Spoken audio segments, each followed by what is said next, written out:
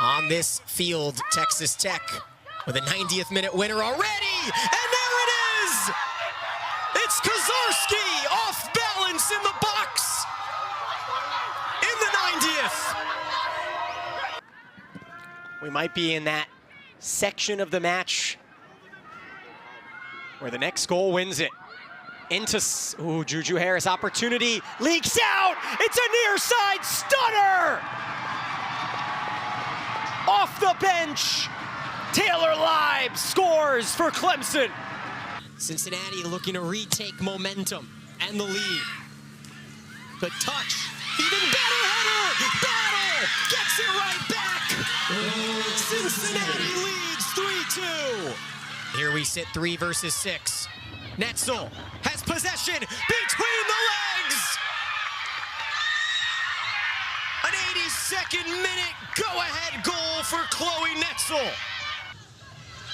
Good move by Gayla Cuddle. She'll take a shot! Oh my goodness!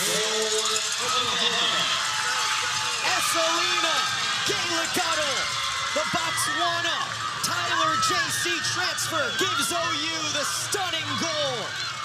A veteran official will be our head referee here at the Round Rock Multipurpose Complex. 90 minutes separate us from a Big 12 champion, and we are officially underway amidst a beautiful sunset as the Cougars in the dark blue and Texas in the whites. It's the 7th all-time meeting between these two teams, 2nd in their postseason's histories, as BYU presses and pushes Jessica, a team that leads the conference, leads the nation in shots on goal per game at over 10.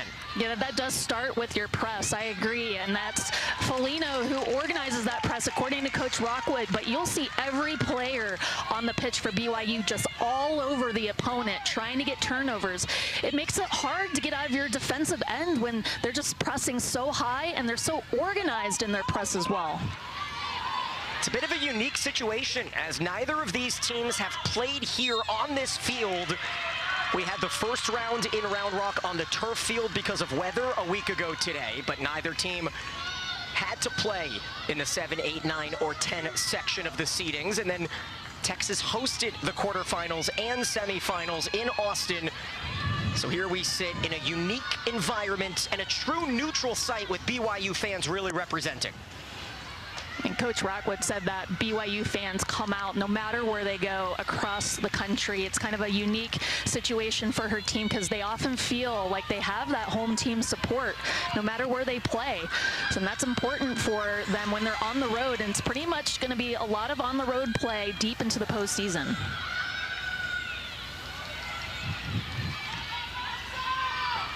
Well, we'll talk a ton about that primetime matchup on September 25th here in Central Texas. BYU won it in the final 5 minutes. Trinity Byers has scored goals in both matches here this week.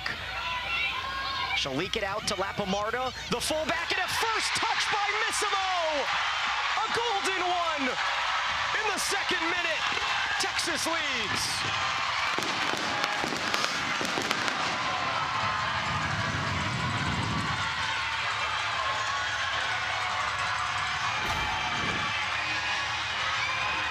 Beautiful start for Texas here. This is Ashley Miller on the right side. You can see Missimo crashing the PK area. This is what's hard about defending her. She comes out of the midfield underneath Byers and just executes, putting that one away. Beautiful volley, first time. That's almost how you got to score against this BYU team because they're so good at getting on top of you. You might only have one touch, and that's all it took for Missimo. 23rd goal of the season. Missimo, who broke Byers' single-season mark a couple weeks ago, continues to rewrite the record books as the Texas all-time points leader with over 130 as the scoring started. And, well, it's been a unique week. We haven't really had the atmosphere. It was a quiet crowd through the quarters and the semis. But as you can tell, the fans have packed this place, lots of energy, and an electric atmosphere.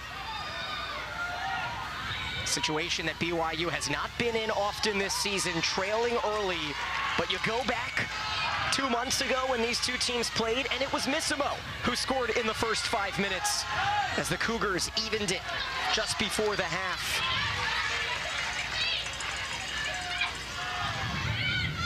Top scoring offense in the country. Wade Katoa with a couple forwards up front in Foligno and Fryer. Here's the captain in the defense in Levani Vaca. Vaca, one of 8 seniors in the starting 11 for Coach Rockwood, graduating here at the end of the season as a dribble out of bounds by another senior in Kendall Peterson creates a throw-in in the attacking third. Texas with a goal just 2 minutes in, leading 1-0 in this final. And for anyone that thought, well, maybe all of the anticipation of high-scoring offenses, maybe it'll be scoreless. No. We are going to get goals here tonight. You're talking about me because I said that before the game, because earlier in the season, Texas played Gonzaga, and both those offenses at the time were high-scoring. Gonzaga's still high-scoring too. And they played to a stalemate, and they dropped off each other trying to defend each other with very deep defensive lines, and it resulted in that 0-0 draw. But again, the game between Texas BYU wasn't like that. They were going at each other the whole game. You can see Texas has a high line right now as well, so they're not dropping off and letting BYU just play in front of them. So I think you're right. I think we're going to see a lot more goals today. That's the first goal allowed in the run of play. BYU had allowed a penalty kick goal against UCF in Wednesday's semifinal after shutting out Oklahoma in the quarters. Meanwhile, bit differences in terms of stamina and how many minutes have been played between these two teams. BYU with blowouts in both wins have rested a lot of their starters. Lynette Hernez hasn't played more than 70 minutes in either match, and that's something that Coach Rockwood mentioned in our call is a huge advantage for BYU. So we'll see how it translates onto the pitch. As midfield play, of course, under a microscope. Lapamarda, the standout left back, able to filter it back, and a reset from Abby Allen.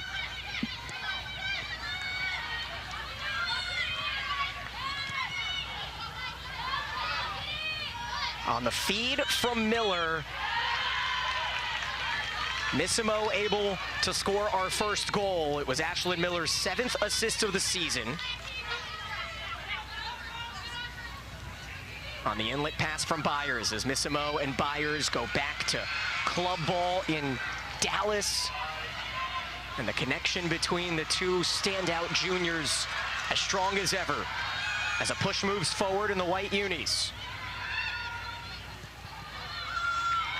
Missimo out to Miller.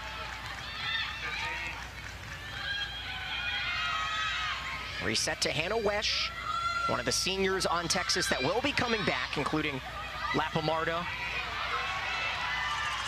Dangerous team next season will Texas be as Byers looks for an inlet pass. Reset now, and Jessica, we've watched BYU for 2 full matches, and they have not looked as jittery as we've seen them here through the first 7 minutes. Again, it was kind of a similar situation when they played Texas earlier this season with an early goal as well, but the issue with BYU is they have tons of goal scorers. I think maybe a little bit of the concern with Texas is a lot of their goals come from those 2 players we mentioned. They do have other players that can score, like Ward has gotten on the board recently with a brace who's on the ball right now. Shimkin can score, Miller can score, but there's just additional pressure. Beautiful scoop pass up to Byers, but Hernez, the freshman, transfer from Washington State, playing in her first year as a collegiate keeper, able to read that feed well. I think for BYU, though, the bigger issue right now is they just don't have a lot of the ball. They're not used to that. They're used to being the ones dictating possession, holding the ball. It was kind of similar to Texas Tech in the semifinal against Texas. Tech is not used to deferring possession to the other team. So how does that change your confidence, your ability to play? We'll see if that affects BYU here early on. Wade Katoa out to Mazingo, the left-footed specialist from distance. Brecken Mazingo with the equalizer.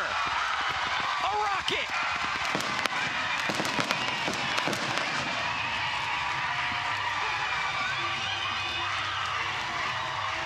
A firework display on and off the pitch here.